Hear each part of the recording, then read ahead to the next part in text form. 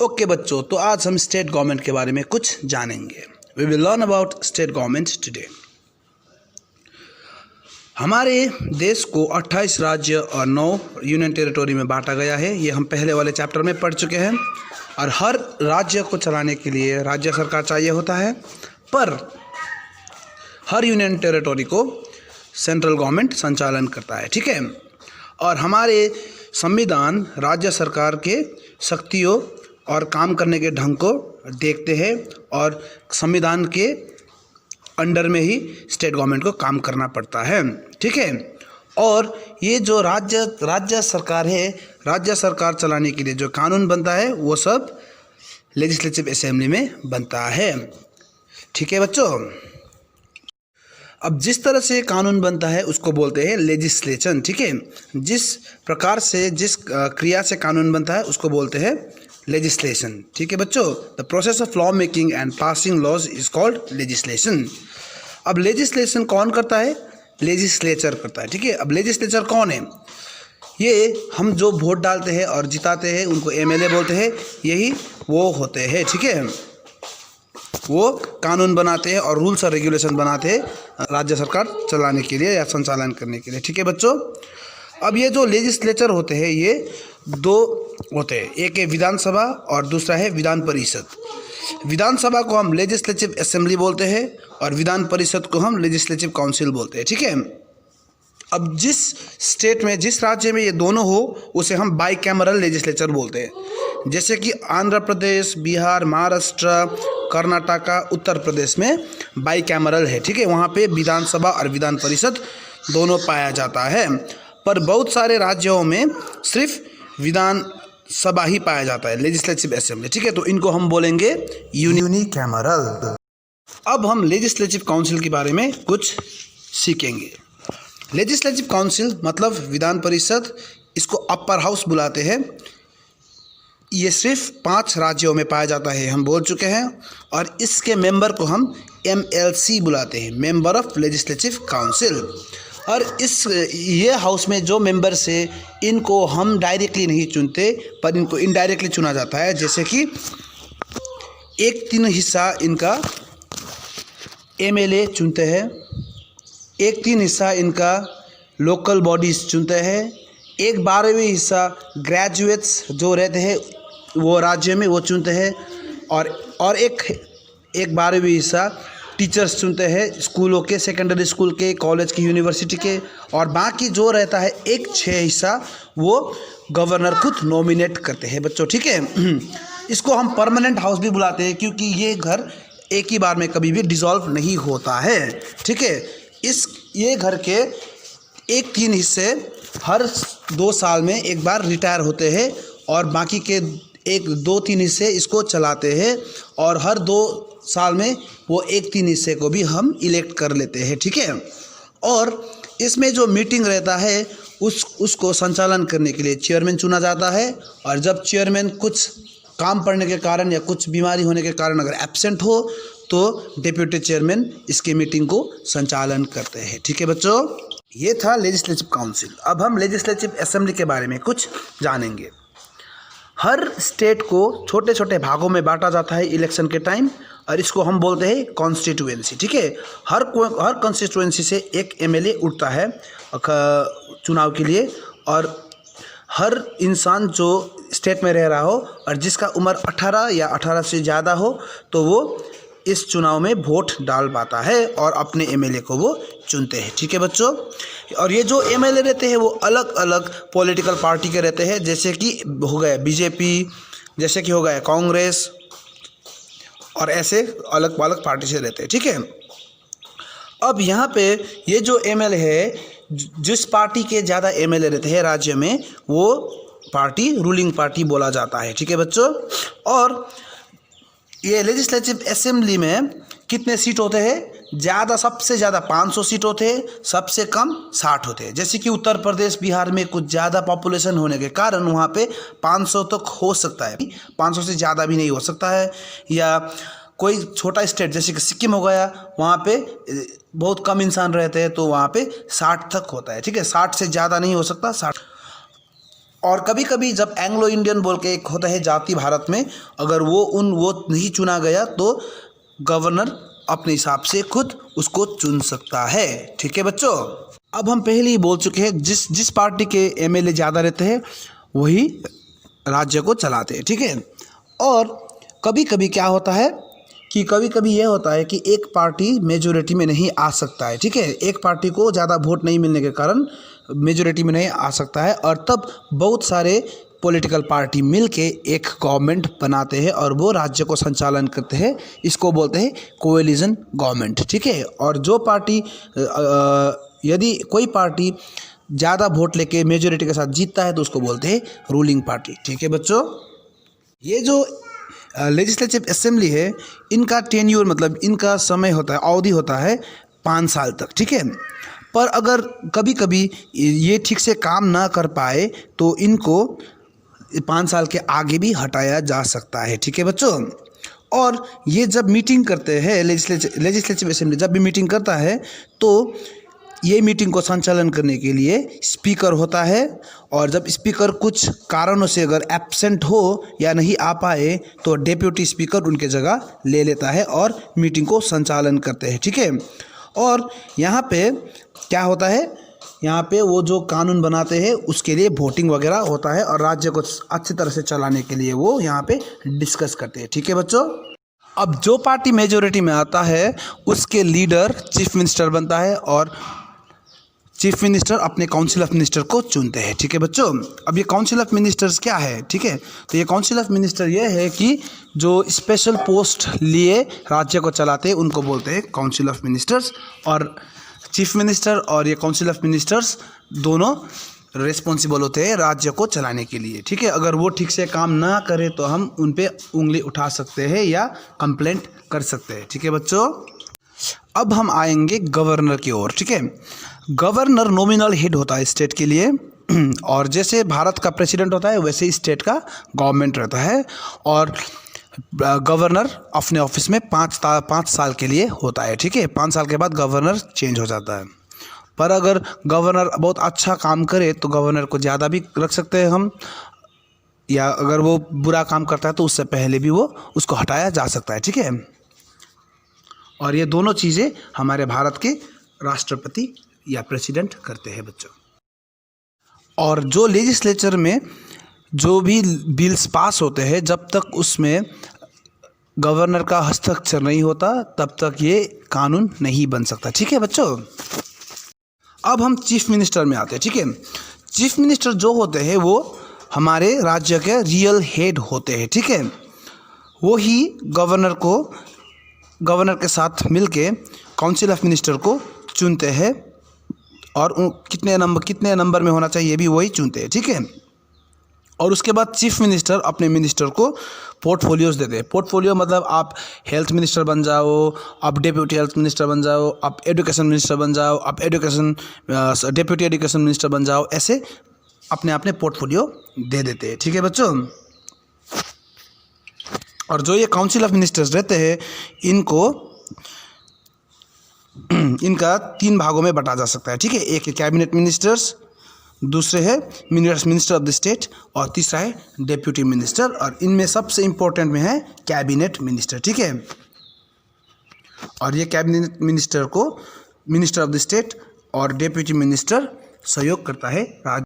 अब जब ये एमएलए चुने जाते हैं और राज्य सरकार बनता है, उसके बाद 5 साल के अंदर विधानसभा या मेंबर ऑफ लेजिस्लेटिव असेंबली बहुत बार मीटिंग में बैठते हैं। ठीक है, और वो मीटिंग में क्या डिस्कस करते हैं, राज्य को और अच्छी तरह से कैसे चलाया जा सके इसके बारे में वो बात करता है। ठीक है, और कौन सा चीज़ में टैक्स घटाना है, कौन सा चीज़ में टैक्स बढ़ाना है, ये सब भी वही निर्णय लेते हैं वहाँ पे। ठीक है, और निर्णय किस तरह से लिया जाता है, वहाँ पे वोटिंग होता है। ठीक है बच्चों, सब वोटिंग करते हैं, उसके बाद निर्णय लिया जा सकता है।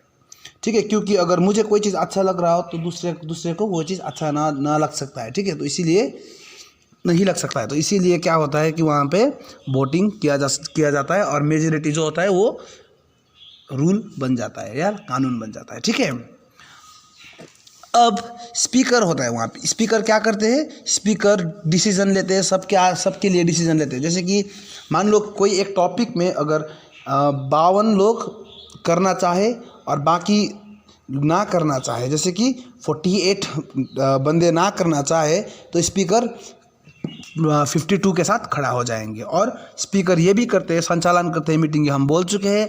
उसके बाद स्पीकर का काम है शांति बनाए रखना मीटिंग में, और हर कोई बंदा अपने विचार व्यक्त करे, ये चीज़ देखना उनका काम होता है। ठीक है बच्चों, राज्य सरकार सिर्फ राज्य के अंडर में आने वाले चीज़ों के बारे में डिस्कस करते हैं और कानून बनाते हैं, जबकि सेंट्रल गवर्नमेंट नेशनल इम्पोर्टेंस वाले चीज़ों में बात करते हैं और वो उन चीज़ों के विषय में नया नया कानून बनाते हैं। ठीक है बच्चों, अब हम जानेंगे लॉ कैसे बनता है। ठीक है, कानून कैसे बनता है, ये चीज़ सीखेंगे। सबसे पहले एक ड्राफ्ट होता है, वो तैयार किया जाता है और उसको लेजिस्लेचर में दिया जाता है। ठीक है, सबमिट किया जाता है, इसको बोलते हैं बिल।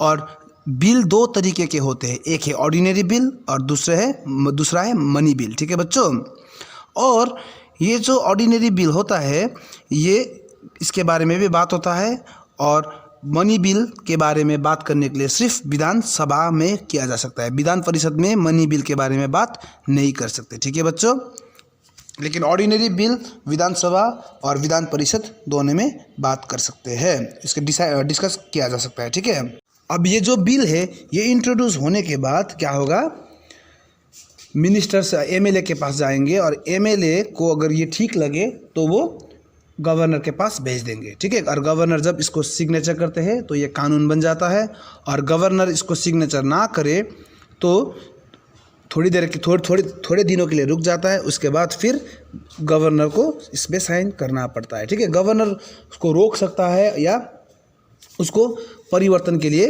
वापस भेज दे सकता है, पर उसके बाद फिर उसको साइन करना ही पड़ेगा। ठीक है बच्चों, और अब स्टेट एग्जीक्यूटिव बॉडी बोल के एक बॉडी होता है। ठीक है, अब ये क्या करता है, गवर्नमेंट का एक हिस्सा है जो राज्य के संचालन के लिए बना होता है। ठीक है, इनका काम क्या है, जो कानून बना है उनको अच्छी तरह से संचालन करना। ठीक है, उनमें कौन कौन रहता है, गवर्नर, चीफ मिनिस्टर और काउंसिल ऑफ मिनिस्टर्स रहते हैं बच्चों। ठीक है, ओके बच्चों, तो गवर्नर के बारे में हम सबको पहले ही बोल चुके हैं। Governor is the executive head of the state, yet governor is just nominal head of the state. ठीक है, हम ये बोल चुके हैं। गवर्नर को अपॉइंट प्रेसिडेंट करता है, ये भी हम बोल चुके हैं।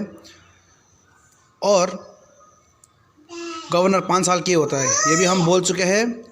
और प्रेसिडेंट उनको 5 साल के पहले भी हटा सकता है, ये भी हम बोल चुके हैं। और अगर वो अच्छा करे तो 5 साल से ज़्यादा भी वो रह सकते हैं। ठीक है, ये हम बोल चुके हैं।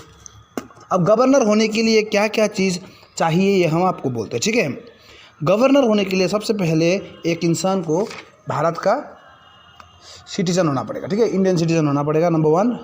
नंबर 2, उनका उम्र 35 साल से ऊपर होना पड़ेगा। उनका उम्र 35 से ज़्यादा होना पड़ेगा, कम नहीं होना, कम होगा तो नहीं चलेगा। ठीक है, उनसे 35 या 35 से ऊपर होना पड़ेगा।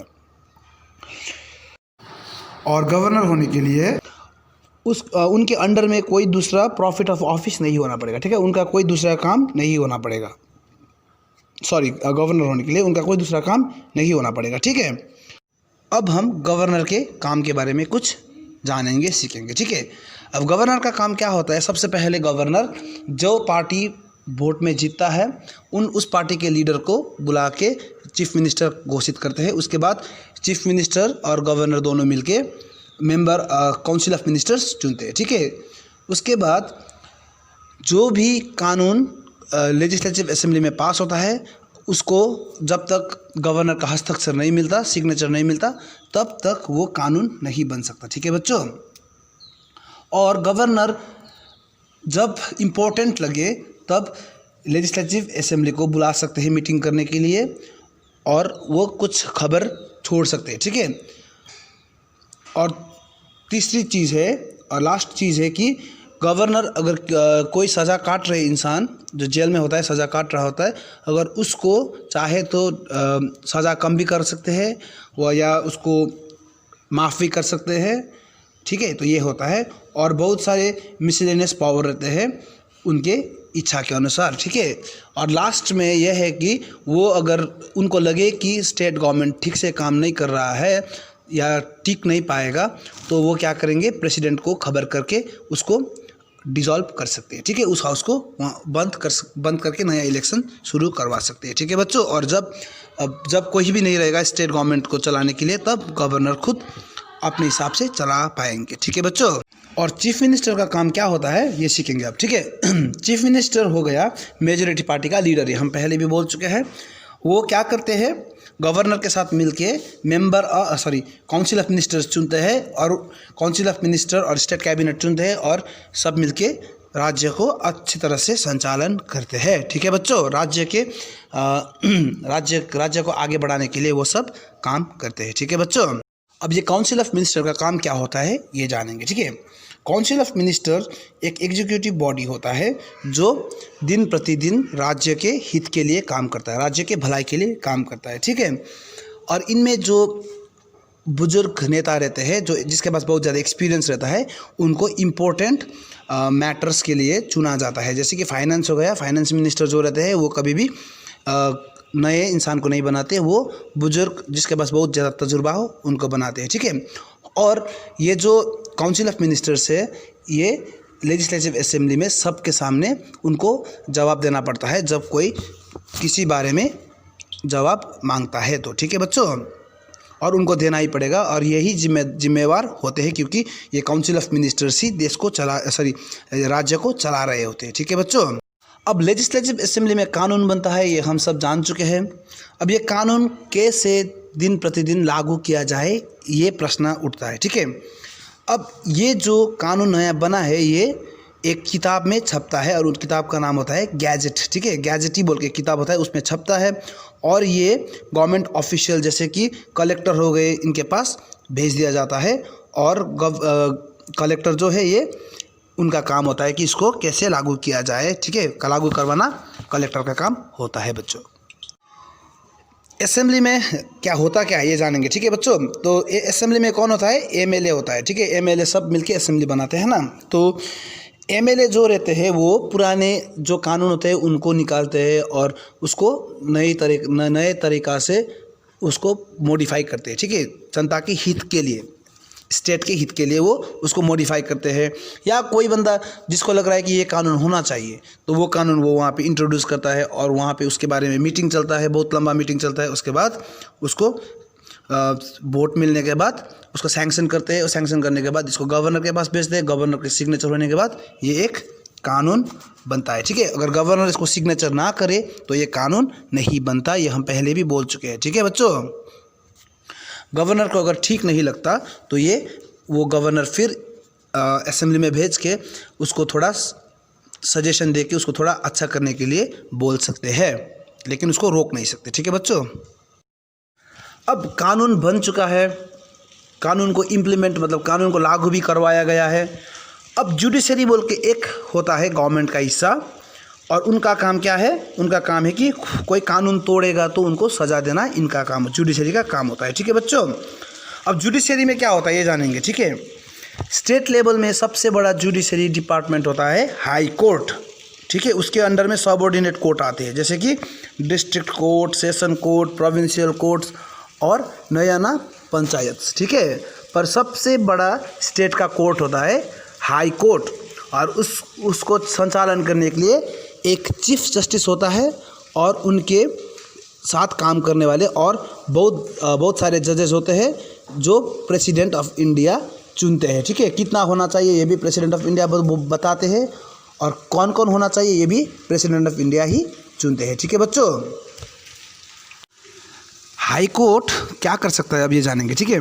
High court can issue writs, orders और directives to protect fundamental rights of citizens of the state. तो स्टेट में जितने भी जनता रहते हैं उनके अधिकार के लिए हाई कोर्ट लड़ सकता है, ठीक है।